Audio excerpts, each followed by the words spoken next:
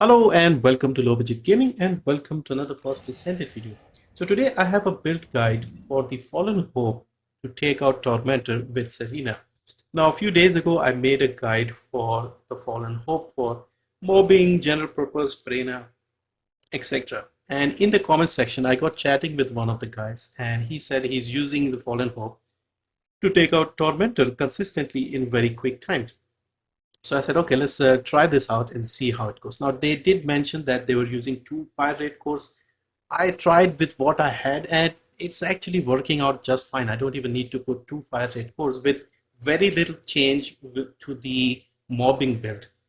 Very minor adjustment, and it's still doing the job. My best time is 5 seconds, but in the lab, I'll show you, you can actually do it better if you are not as clumsy as I am.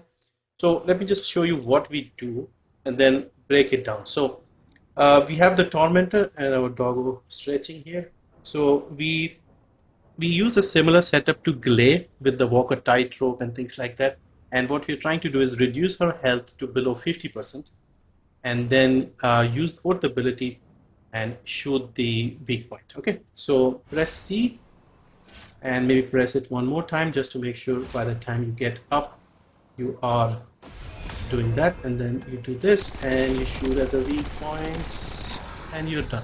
I actually fell down and we still got him done. Now obviously when you're actually going to the fight it will not be this clean. I mean, even this wasn't particularly clean, but even if you fumble a bit and the plasma cubes drop, you can go over it. I've tried it and I'm getting, my fastest time was like 5 seconds and the slowest time was like 14 seconds, 11 seconds. If you make a mistake, I have a habit of pressing V and flying straight up in the air, and that results in like going too high up and not being able to aim. But even there you have a lot of margin for error.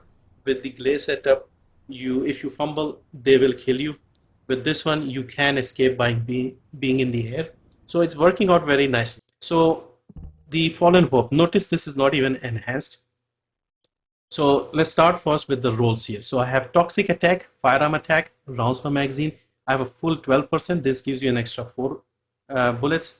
And I have bonus firearm attack versus Colossus. This is in purple, but still pretty good, 2939. As for the cores, again, very similar to the mobbing build. 2 firearm attack cores, 1 toxic, 1 fire rate, and 1 recoil in the precision. Now the yellow one, it doesn't matter. The ones that matter is the, obviously you can put firearm attack in the orange one, or you could put bonus against Colossus. You can put that, you'll get a lot of damage there. This is doing fine, so I'm trying to avoid re-rolling because it does take quite a lot of those orange cores to get that. These two you see 77 and 66. I think it was this gun or something else, but it took me a good 25 cores to get these two, even though there are only 2 options. So you could stick with this and still do a good job. In the free core, free slot, you can put again Colossus, you could put Toxic, you could put Fire Rate. All of those should work. Okay, and I have a 18% Fire Rate core that is good enough. I'm not trying to max it out. And this is again, like I said, doing the job. And with a bit of practice, I think I can hit 5, maybe even under 5 seconds consistently. And that is good enough. So these are the roles and the cores. Let's look at the build. The build is very, very similar to the mobbing setup. So with the mobbing setup, you can see here, I have one mod here for ammo. In the Tormentor setup, I've just changed that for Ultra Precision Strike. This gives you more damage if you hit the weak points. Now again, we are focusing on the multi-hit stuff. So multi-hit chance, multi-hit damage, more multi-hit chance when you hit weak point, things like that, just to make sure you are getting maximum multi-hit like 100% of the time basically. And with Serena being up in the air, you'll get a bit more as well. And also the inversion is there. So rifling reinforcement, action reaction, charge amplification, fire rate, 2 mods for toxic, 1 for weak point, and 3 for the multi-hit. Now you could drop this and put another weak point if you wanted, because we are kind of going overboard with the multi-hit chance, especially with Serena. So you could, if you have the catalyst or something, you can put like have aiming or something. Weak point, you could put weak point here. You could put have aiming, again depending on the slot. I don't have it, so I'm trying not to waste more catalyst because I need to build other things. But yeah, this is doing the job comfortably, so I'm sticking with this for now. Now on to Serena and the external components, and then we'll talk about arcade tuning, inversion reinforcement. I'm using the same mobbing reactor for Serena, which is burning singularity. As far as I can tell, it doesn't really matter what reactor you're using. I've used all these, and I'm still comfortably clearing the Tormentor fight. So I have duration and range, I have cooldown and duration, I have skill cost and cooldown. I've tried with all of them without mounting as well, and it's working just as fine. So I would say cooldown would be something to have, but even without any of those, you should be able to do that job. What we are trying to do is give Serena as much HP as possible because of how the fourth ability works when you are not putting the Divine Surge. So what we do here is find components that give you the most HP. So over here I have Ascending Armory, auxiliary power.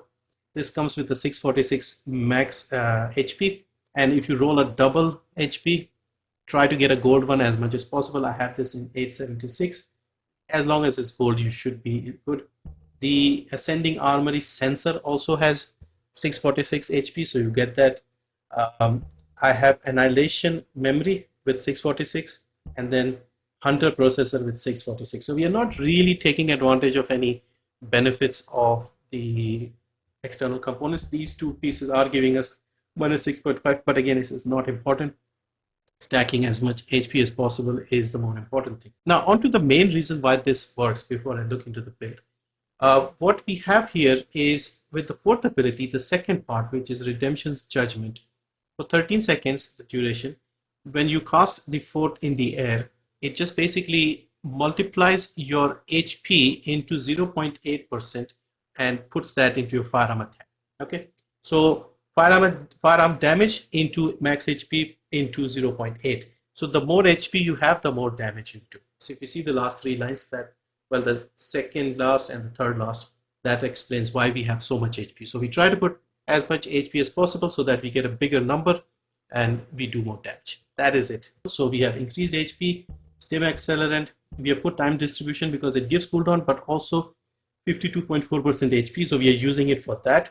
And then we are using amplification control for range and shield. Actually, we are using overwhelming HP, and what this does is fixes the shield at 1 and increases max HP of max shield. So we are putting more shield, more HP, and then using this to convert the shield into HP. Okay, so I have increased shield, I have amplification control, which gives us more shield. I have weighing the scales, which gives us 85% here. So all these are mostly for shield. We are not really interested in the range and other things. Okay, and then what we do is we put conditional recharge. This is again that same setup we had with Glaive, where we are reducing her health below 50% to get more damage, okay, out of the gun. And then we have Walker Tightrope, which gives us the damage. So this is reducing the health below 50%. This is giving us more damage because it's below 50%. Okay, so this is the setup here. You don't really need the Transcendent mod. You can put him if you have the space. I don't have it. 81 and this is 5, but it'll make it easier for you to jump. So you can use it. It still gives you the reload with the third. Okay, so this is the setup here. Arcade tuning, once again, we want some into the gun and some into health. So we go down here to increase the health. I wanted to pick up the bonus firearm attack nodes, because if you have a roll on your gun like we do here, we have the bonus firearm attack, this will give us more. If you don't have the bonus firearm attack core, then this will not give you anything. So you can do that. So weak point, aiming here and up to here. If you can grab a little bit of these ones, damage ones I would prefer, if you don't have the Colossus, let's say. So you could drop these and get these, and yeah, so this will help you. And then go down here to get HP. You could go here as well, trying to get to here basically. So yeah, as much HP as you can. So that is arcade tuning. And did I cover? Okay, and inversion reinforcement. So of course you want this one. When airborne for at least 2 seconds, grants aerial maneuvering radar. This is again for Serena. We want the toxic rounds, and we want strike point amplification. On landing, multi-hit with firearm grants basically more weak point damage, 9% for 30 seconds, 3 stacks. So you just combine all of that and do the damage. You can see that we are getting the Tormentor with one fire rate core, and it's still not that difficult. And this is also quite flexible. Like I said, you can survive longer. Even if you fumble it, just go up and you'll be fine from the plasma thing. So that is the Tormentor setup. Let me know which one do you prefer. Do you prefer the Glay dagger setup or do you prefer this? I'm getting similar times. This one is actually a little faster because I've never hit 5 seconds on the last dagger. Best time is like 7 seconds. No, 6.4 I think. 5.9. I can't remember. With the dagger and Serena, I've actually got 3.9 seconds, but that one requires an extra step, and that's a little more difficult for me to pull off every time. This is a little more easier and forgiving.